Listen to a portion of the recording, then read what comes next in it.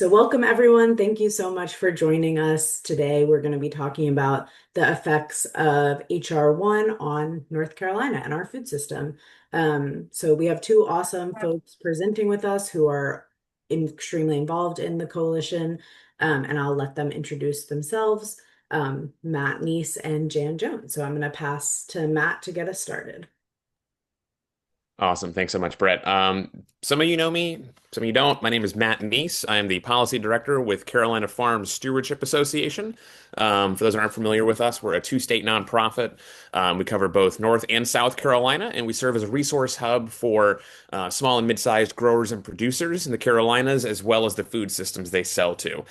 We do that mainly through two ways, lots of other smaller ways, but the two ways are one through on-farm technical assistance. So we've got a terrific farm services team that provides on-farm technical support through things like preparations for organic audits, food safety training, conservation collaboration, things like that. And then the other side of the shop is our advocacy and policy shop, which is where I work. Alicia Bach, who's also on this call, and we really represent a lot of the interests in the policy needs of growers and producers throughout the Carolinas. And we do that by finding out what they need, what the needs of the producers are, what are they having issues with, what regulations are concerning to them, what laws are coming down the pipe. And then we bring their issues, diagnose the problems, and bring it to the halls of government, both at the local, state, regional, and federal level as well.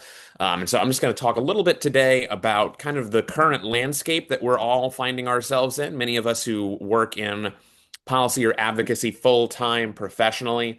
Um, we kind of take this stuff for granted, and so we want to make sure that as you participate in the North Carolina Food System Advocacy Coalition, you don't take this for granted. So I'm going to go ahead and share some slides real quick just to kind of give you the lay of the landscape. So bear with me here for just a second. Okay, can you all see this on my screen? Thumbs up, good. Okay, so many of you have kind of heard and experienced and seen firsthand the polarization that we're facing in the United States right now. And this slide kind of gives you an illustration about just how kind of slim the margins are for politics in general and a lot of the work that we operate in. So, obviously, blue is Democrat, red is Republican. In the Senate, we're looking at a 53 to 47 breakdown in terms of Republicans to Democrats. Technically, it's 45 Democrats, but we've got two independents who caucus with the Democrats. On the House, 219 to 212. The margins are actually even closer than that because we currently have four seats in the House that are vacant right now. And so what we typically see is that the margins in Washington are so thin. Any type of work that needs to be done on behalf of nutrition or agriculture, food systems in general, has to be bipartisan in some way if it's gonna pass Congress and be signed by the president. What does not need to be bipartisan is what many of you have seen in the media called reconciliation and budget reconciliation. I'm going to say it once and then I'll leave it at that. Some of you, if you've not heard reconciliation as a term, you've probably heard the phrase "one big beautiful bill." These are interchangeable. That's what reconciliation has been termed. And reconciliation is a budget maneuver that can happen in Washington when enough of one party controls both houses, they are essentially able to unilaterally push through changes in spending levels that have to be codified into law. That doesn't really deal with policy. That's more of a farm bill world. Budget reconciliation is almost strictly on spending and what amounts of spending are allowed. And then Congress has to operate within those constraints. So when the process initially started, the House Agriculture Committee, which is the home for most of the priorities that we all find ourselves operating in, the House Ag Committee had $300 billion in mandated cuts, which was then brought down somewhat. And we'll get into the specific spending levels here in the next few slides. But essentially, what we found was that when the cuts were unilaterally pushed through back in May, it put some serious constraints on the amount of work that could be included in any type of future farm bill, any type of spending. So when you look, whoops, one too many. When you look at the spending levels, and this is a really handy visualization for just how reconciliation mandated changes to food system work. So, for instance, in red, you see that there were almost $200 billion in mandated reductions to SNAP. and nutrition. Um, that is offsetting the blue, which are increases to PLC and ARC. Most of you don't know what PLC and ARC are, but those are the two primary commodity subsidies for large agribusinesses. So one stands for price loss coverage, and the other stands for agricultural risk coverage. These essentially are payments to commodity growers if national commodity prices fall below a certain amount. And then we've also got an extra $6 billion in increase to cover crop insurance premiums. So essentially what we're seeing is the consolidation, the further consolidation in the American food system. We're seeing massive cuts to nutrition and local food system money, combined with further increases in commodity subsidies. Why is that significant? Because historically, um, when the Farm Bill, which has been around since the 30s, when the Farm Bill passes, there is a bipartisan coalition that comes together to get a Farm Bill across the finish line. This coalition is made up from urban and rural buy-in. You've got the rural large commodity growers, combined with a lot of the urban nutrition, SNAP, previously called food stamp. All of these kind of disparate groups come together. They bicker and they fight over the spending levels, but eventually they come together and get a farm bill across the finish line. We've had delays in farm bills in the past, but the as of this reconciliation maneuver, the bipartisan farm bill coalition is shattered. Most of the commodity subsidies that got pushed through in reconciliation made it much less likely for a lot of these groups to come together to push for a more complete farm bill to take place this fall. Some of you may have heard it colloquially called a skinny farm bill. Our friends at NSAC are calling it a hollow farm bill, which is all of the other miscellaneous local food system programs that were not included in reconciliation.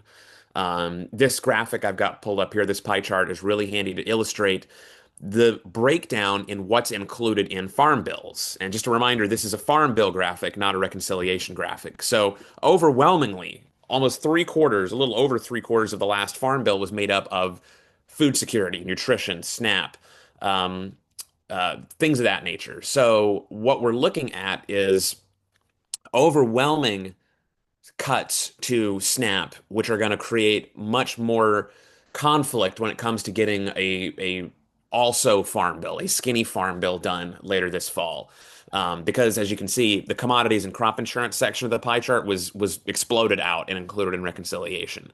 Um, all of this, all of this conflict around getting a farm bill done in the aftermath of reconciliation, um, could not come at a worse time. Some of you may have seen discussion about a potential government shutdown. I feel like we have this conversation every 9 months or so. Um, but if there is not a funding continuation by the end of this month, we'll have another government shutdown. The last one was back in 2019, lasted for about 35 days, was the longest running one ever.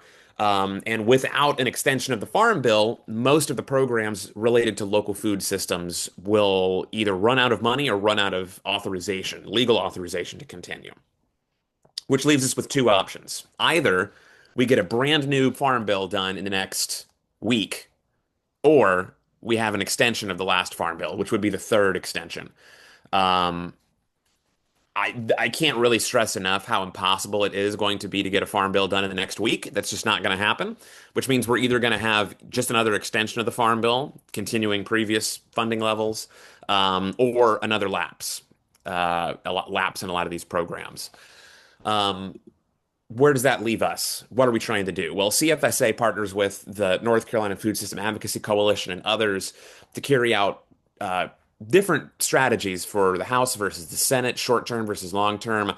And most of our work is centered around finding champions that have a shared vision of what we want in a farm bill, right? So if it comes to someone like a David Rouser, who is fairly right wing, they're not going to really be champions on food security and SNAP, but they may be a champion on livestock processing reform to fix a lot of the bottlenecks that meat and poultry growers are facing.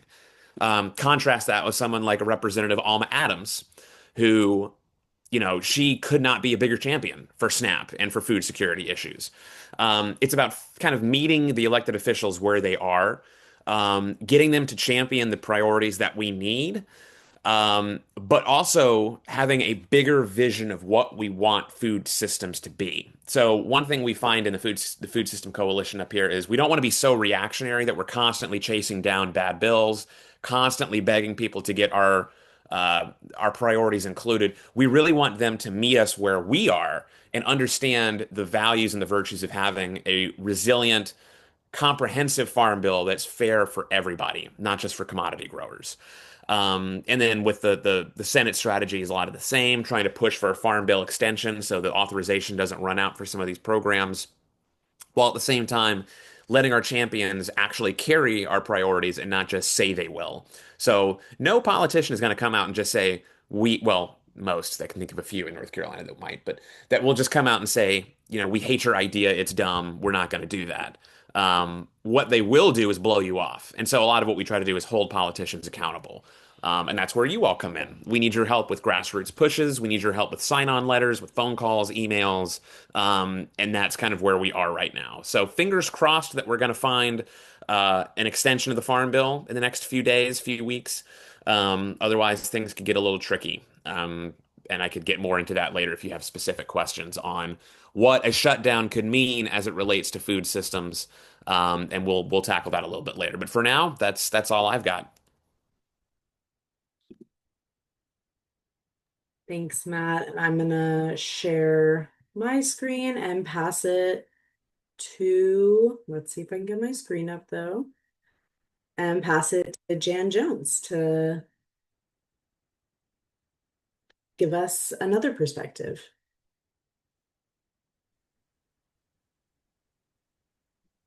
Have you got the slides up yet? Yes, can you see them? Nope. Oh no. Can folks see my screen? Now, There it is. Okay, awesome. thank you. Hi, I am Jan Jones, and I'm the Director of Public Policy at Second Harvest Food Bank of Northwest North Carolina. And we are one of the 7 food banks in North Carolina that cover the entire state, and we are part of the Feeding America Food Bank Network. We cover 18 counties across Northwest North Carolina, and we say we cover from Boone to Burlington, but there's a lot of land outside of that. So the next slide.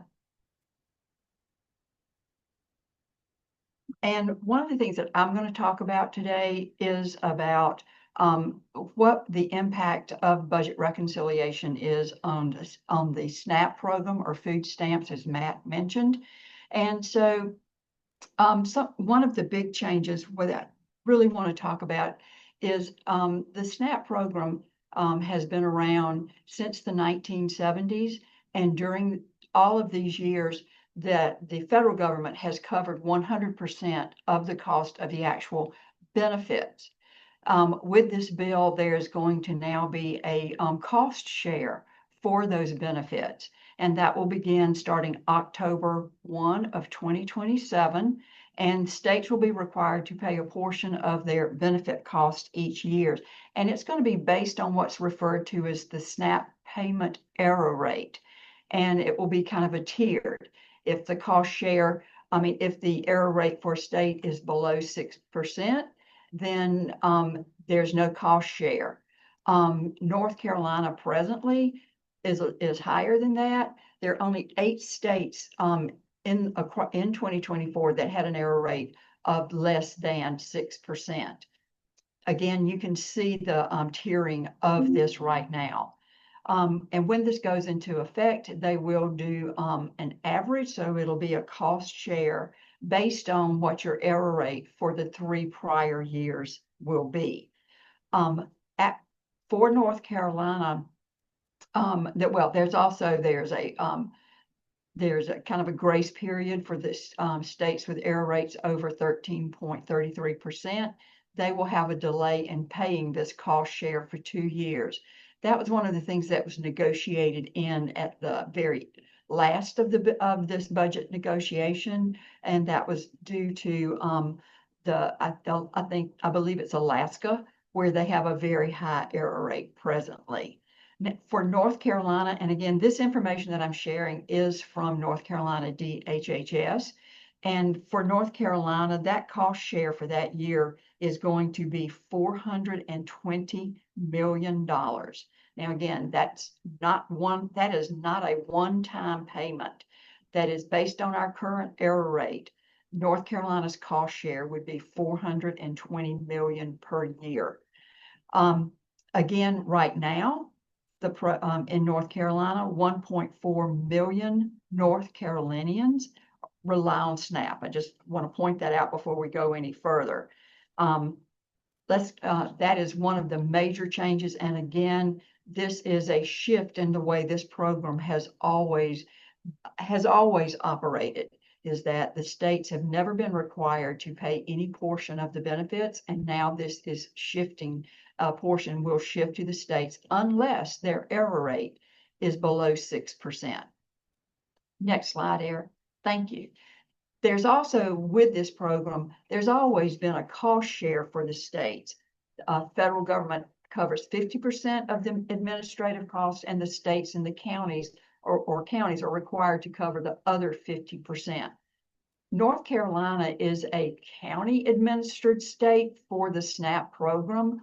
Other states, I think there are only 10 states now that they are county administered programs. I've worked in Georgia and Tennessee, and both of those states, they were state administered.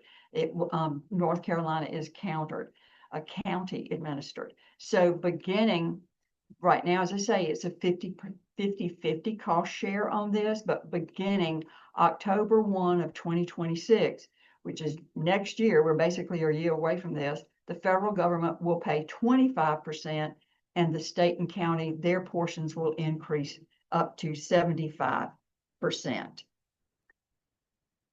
When you look at what this is actually going to cost the state and the counties in North Carolina for this increase, you can see that the state administrative costs are going to go up by 16 million, but the cost to the counties are likely to will go to 67 million. And again, this is what they will have to pay to continue to operating the programs like they are today with the present staff levels that they have. Next slide. The able-bodied adults without dependents, or ABOD, as it's been referred to, has been around for quite a while. This is not new, but what they've done is actually changed the groups that will now have to either be working 80 hours a month or don't qualify for another work exemption. So one of the groups that's been, the way that it's been changed is parents with dependents over the age of 14 will now, this was effective upon implementation. I don't believe I'm not sure if the policy change rules have been released about this by USDA, but when the states receive the information, they will be expected to start applying this policy. Right now, the parents with dependents, it's over age 18, are required to either work the 80 hours a month or have another qualifying work exemption. It's been lowered that parents with dependents over age 14 now will have to either meet the exemption or be working.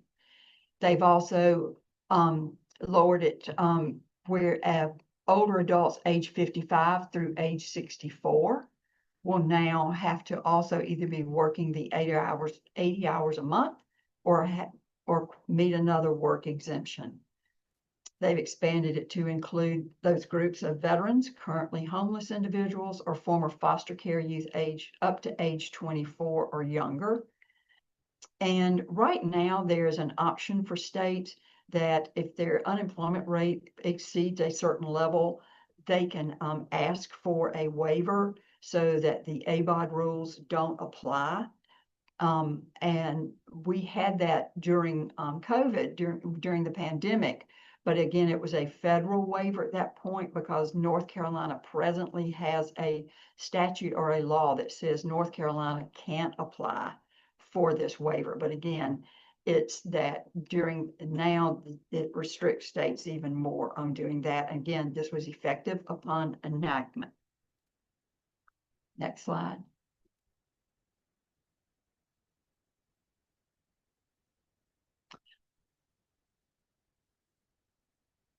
I'm sorry, I should have pointed out that, it's an estimate, a large number that are going to now be impacted by that. Other changes that were included in the budget reconciliation upon enactment was that recently, the previous Farm Bill, the 2018 Farm Bill, did say that every 5 years that USDA needed to reevaluate the Thrifty Food Plan based on what the current dietary guidelines were for a healthy diet. And those changes were based on what the 2018 Farm Bill mandated. The USDA did that reevaluation and the benefits were increased back in 2020, I can't remember, 21 or 22. There were a lot of people upset with the increase that went with that. So now it's saying that future adjustments to the Thrifty Food Plan can only be based on what inflation is. It can't be based on the cost of a healthy diet. And this is but also there's a ripple effect from this, because for the TFAP allotments are based on, or the Emergency Food Assistance Program allotments are based on SNAP benefit levels. So are your Sunbucks, and as well as the Nutrition Assistance Program, or NAP, the block grant for our citizens are in Puerto Rico. That's their program instead of SNAP. Again, there's some changes to the standard utility allowance. It prohibits internet costs from being used to calculate the excess shelter deduction. And it also restricts some categories now of people who are eligible for SNAP to no longer be eligible, but while adding certain other entrants to the U.S. Again, this was effective upon enactment, but also going into effect October 1 is that it eliminates funding for for what is we all know as SNAP Ed. And so that program, that while it may still remain in statute, there's no funding for that program. And North Carolina does operate, there is a very robust SNAP Ed program in North Carolina. Again, that limits the standard utility allowance qualification. This is October 1, which begins next Wednesday, only to households with elderly or disabled recipients, and prohibits the internet costs from being included in excess shelter. And so those changes, but in a year, SNAP outreach contractors and partners, food banks do operate these programs. Right now, it's a 50-50 share through this with the state and the federal government, but the programs that operate SNAP outreach will be responsible for paying 75% of the cost for their SNAP outreach individuals. Again, that's a lot of information. I'm sorry, but to cover these, just want to explain everything that's impacting SNAP in there. But North Carolina basically has two paths forward. Next slide. And with this, the first option is that North Carolina pays the increased state benefit cost share. The cost share, again, as say, would be up to $420 million per year based on the current enrollment. North Carolina would pay the cost share based on the error rate from 3 years prior. The states don't control SNAP rules, most of them. There are some exceptions they can apply for. Congress pretty much decides who gets the benefits and how much they can receive. That is not a state option. They can't determine the benefit levels. That is determined by Congress. Also, so if to cover the cost share, they think they need to cut the amount of benefits coming in, they can't do that. We can't control how many people enroll in SNAP. Again, those rules are set by, the eligibility rules are set by Congress. And we know that as we experienced during the pandemic, we had great policies put in place. We did not see an real increase in SNAP enrollment during that time. But now that those waivers have gone away, we are seeing more people apply for SNAP, but we're also seeing more people who are needing to come into our emergency food assistance programs. Okay, so that is the option one, is if the state pays the increased cost. Okay, option two would be that North Carolina cannot pay for the state benefit cost, and North Carolina would have to stop offering the SNAP program completely. That would be that over 1.4 million North Carolinians would lose benefits. It would be a loss of $2.8 billion in annual federal funds that are coming into North Carolina through that program, but that also, it has an economic impact to the state of 4.2 billion. Rural grocery stores that depend on SNAP revenue are at risk of closure, or if nothing, or even laying off staff because of losing that. And again, as you see, that's over 7,000 jobs in North Carolina that would be anticipated that they could be lost. But then also, one of the things that another ripple is that over 500,000 children would no longer automatically qualify for school meals because of SNAP. Again, that's one of those programs where if you're receiving SNAP, you're receiving Medicaid, you don't have to have to reapply for for free breakfast or free lunch at school. So that covers, as I say, the changes to SNAP. Now, we're going to go over the budget reconciliation changes to Medicaid. And again, this is information that was shared by NCDHHS.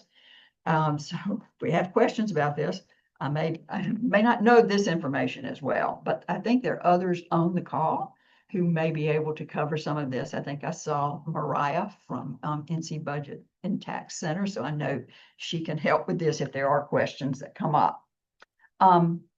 The state is required to fund part of Medicaid, and again, this comes through provider taxes being paid by hospitals, long-term care facilities, and other healthcare providers. This taxes help sustain the program, and the state uses this revenue to fund Medicaid expenditures, which the federal government partially matches based on a formula. The bill said no new provider taxes, and it reduces the 6% cap down to 3.5% for expansion states only.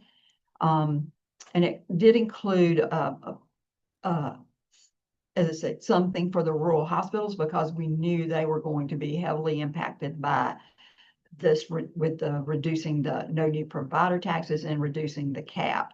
That would take over $22.5 billion out of the NC economy over 10 years. Next slide. Also, it adds work requirements for individuals ages 19 to 64. And that Medicaid has never had work requirements before. This is supposed to have a start date of December 31st of 2026. But if states can apply for request a 2-year delay if they're making this good faith effort to put it in place. And one of the other changes was with verification of your work requirement status. It's now, once a household enrolls, it's required within one month of when it's a new enrollment, and each renewal, this will have to be re-verified, and they are now, the recertifications or renewals are now every 6 months. We're expecting as many as 255,000 North Carolinians to lose coverage. And the verifications, this is going to lead to more work and delays at local DSS offices, as well as more people losing coverage with these due to this situation.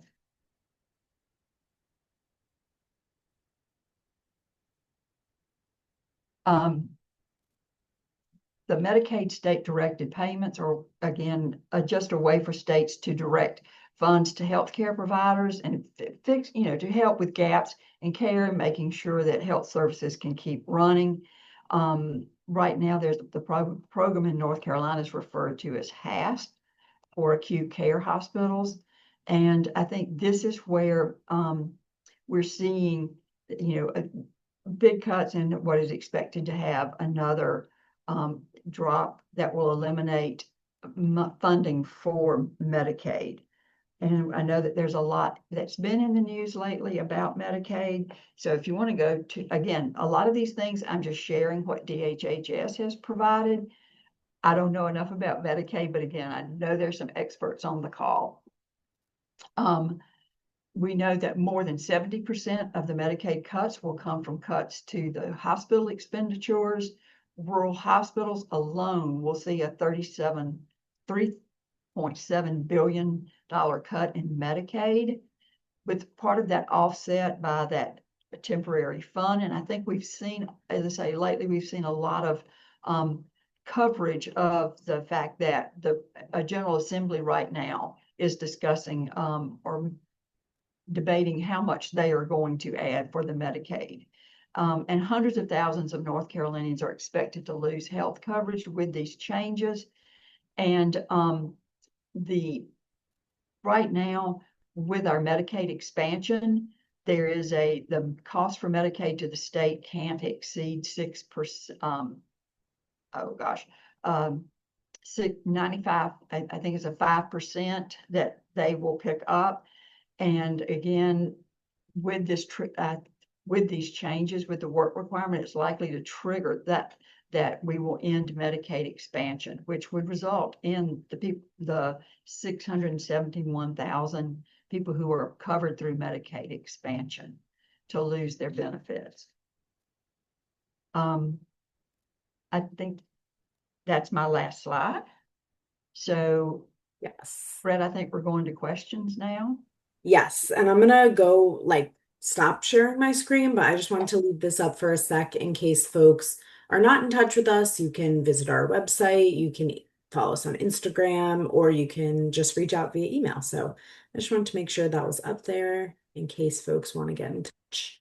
But yeah, I think I'm gonna just hand it over to Jan and Matt. Where'd you go, Jan? Oh, here you are. And so, yeah, if folks have questions, feel free to raise your hand, or you can message me in the chat if you want me to ask them, or just come off mute.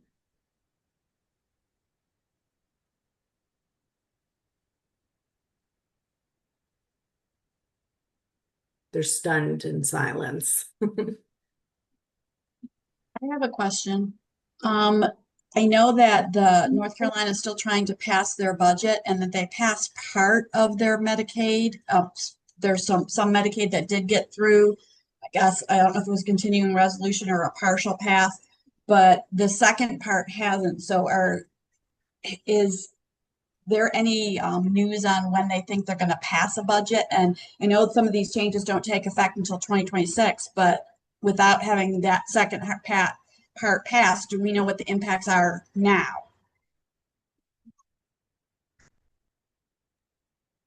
Again, Mariah, thank you so much. Yeah, so I was like, I can jump in here. Okay, so what we know from the General Assembly right now is that they did pass Medicaid funding and a mini budget, I believe, in August. And they passed 100 million to cover administrative costs, and I believe 500 million for the program costs for Medicaid. But there's still a funding gap.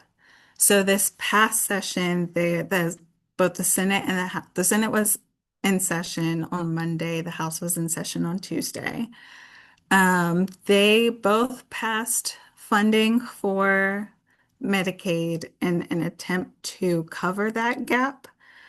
But there is no consensus. There is consensus on how much they want, what each chamber wants to fund for covering that gap.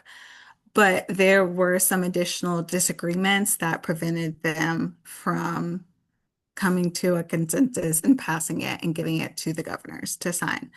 So right now, there's no additional funding for Medicaid before the October 1st deadline that DHHS will be implementing provider rate cuts. And I know that that is where we are currently.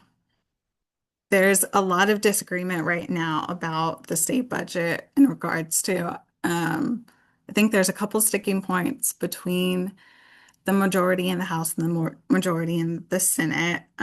One of them is around tax cuts. Another is around funding for a children's hospital. And then there are other disagreements as well. So as of right now, we do not have any additional funding to cover the Medicaid gap before DHHS will implement cuts. I hope that helps. Thank you, Mariah. There's a question in the chat about basically, like Jan mentioned, a lot of these changes won't actually hit until 2027, 2028. So how hard will it be to reverse these changes enacted in HR 1 if the balance of power in Congress does change in the 2026 midterms? I'll give that a shot. Because this is a conversation that Roland McReynolds, our executive director, and I had with INSAC last week, just kind of one-on-one. So historically in America, it's a lot harder to reverse a bill than it is to pass a bill. Often because the bill, when it's passed, is especially a bill of this size and scope, it's run on, it's campaigned on for 12 months. So there's momentum behind it versus trying to reverse a bill. So it's just a lot harder historically. Um, let's see, what else? Part of what we're seeing that's really, really hard is that concurrently with the reconciliation and the One Big Beautiful Bill and the spending cuts, there's been a massive turnover within a lot of administrative agencies as part of reductions in force and layoffs. And specifically where we deal with mainly is USDA and FDA. We've seen a lot of senior staff see the writings on the wall and split. They've all left. So a lot of the kind of institutional knowledge that survive the deep state, if you will, the knowledge that lasts, independent of who's in the White House, that's gone. So now we've got a lot of yes folks installed at the high levels of these different administrative agencies who don't really know what they're doing. They just don't. And so if it comes time to reverse it, you're going to have to deal with kind of bureaucratic friction, resistance, maybe turnover at the agencies. Um, Not to mention the kind of genie's out of the bottle now, where you just do it and then ask for permission later, or don't even ask for permission at all. So there could be, Republican framed court challenges in the same way that we've seen Democrat framed court challenges. So it's not impossible to overturn it, but man, it's gonna be tricky. It's gonna be hard. And I will say the only way it's gonna be even an attempt at reversing any of this is if it all depends on if the Democrats win control of the House and the Senate, the House or the Senate. If so, which one? Um, Not to mention do they have the political will to come out and just, guns blazing, take down this package? And historically, Democrats have been pretty meek in their response to pretty much everything. So it's just a question of how much political will they have to actually go after this. So yeah, I don't know is the answer, but extremely difficult.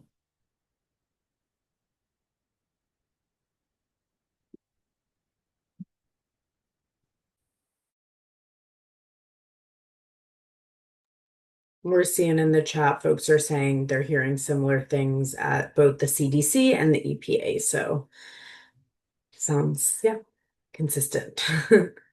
Any other questions folks have?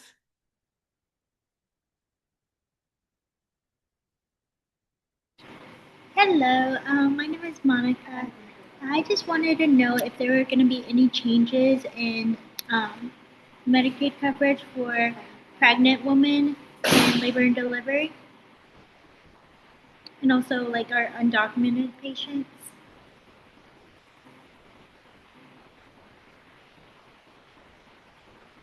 Mariah, again, this is way. I don't think I'd have to review what we have, but I don't think there's any changes for pregnant women. But for immigrant populations, I will have to double check on that. I think my sense, I may be remembering correctly, is that there may be changes to how immigrants are covered. But I'll get back to you with more specifics. Okay, thank you. Mhm. Another question. I'm trying to figure out if our SNAP is going to affect our TFAP because it's based on the SNAP enrollment. Do we have any idea of how many people are going to possibly lose our TFAP coverage in North Carolina based on that? I think it will, what it would impact is the amount of TFAP that we receive. Not, how many are eligible or anything like that. It would just impact the actual pounds of TFAP that are being received. So, no, Right, TFAP. and I'm trying to see if we can have anything that actually has a guesstimate, like do they think by 25%, by half, by, Kelly, I would say I have not heard anything mentioned on that. And again, even from, like with Feeding America, again, it's just a general that it will impact it. But it, as I say, no, the program will continue. It will impact the again, it's how the SNAP benefits go up by inflation. It's that percentage that it would be, is all you would be looking at. this will all be concurrent when this gets rolled out. So if things don't get rolled out to October 2026, then more than likely this year will not be affected, correct? Right. And again, with TFAP, just, again, easy to get in the weeds here when we talk about that. There are different types of TFAP. There's the mandatory TFAP that is just what is in the Farm Bill and in when they do appropriations.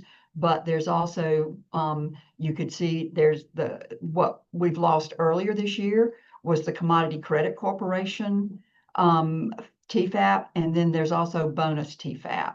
So while you may see a reduction in that mandatory, those other two sources of funding for TFAP can generate more. We're seeing a lot of bonus TFAP come in, or we have in the past. So again, that's kind of a real hard. TFAP will continue, and again, it will just be a slight impact for that. And not to get too far into the weeds, but is that bonus TFAP more based on trying to help out the farmers and keep the costs normalized? So there's a base that they use, and then the bonus is based on what's actually happening in the market? Yeah, those are the Commodity Credit Corporation and the bonus are at the discretion of the Secretary of Ag to spend those funds. So yes, Okay, that clears that up. Thank you. Uh-huh. Yeah, so if we could go back to the Medicaid implications for immigrants real quick. So it will take away healthcare for immigrants. So there's no federal funding for Medicaid and the Children's Health Insurance Program, which is known as CHIP, for most groups of lawfully residing immigrants, which includes refugees and people granted asylum. And it also eliminates access to Medicare as well as subsidized Affordable Care Act marketplace coverage, also for lawfully residing immigrants, including refugees and asylum grantees. So yeah, and I can put in the chat a resource that we have, BTC has, or of a presentation on the impacts as well that does go into some of these impacts as well, if that's helpful. Thanks, Mariah. Unofficial co-presenter. And TJ put in the chat that there's been a redefinition of things like FQHCs and Head Start as federal public benefits, which now disqualifies undocumented immigrants from those services. And then there's also a question, and yeah, not sure if Mariah, you have all this off the top of your head or if other folks know, but if this will impact folks with green cards. But it based on what you said, it sounds like it would if they're but I'm not sure. I think so too. I would have to double check on that as well. As far as I know, I think it does sound like green card holders would also be impacted. Um, All right, y'all. Well, we're almost at time. So I just want if everyone can give a round of applause for Matt and Jan and also Mariah for yeah, just being such wealths of knowledge and yeah, helping us understand this really complex piece of legislation that's impacting so many of us and so many of the communities we support. Um, yeah, thank you for joining us.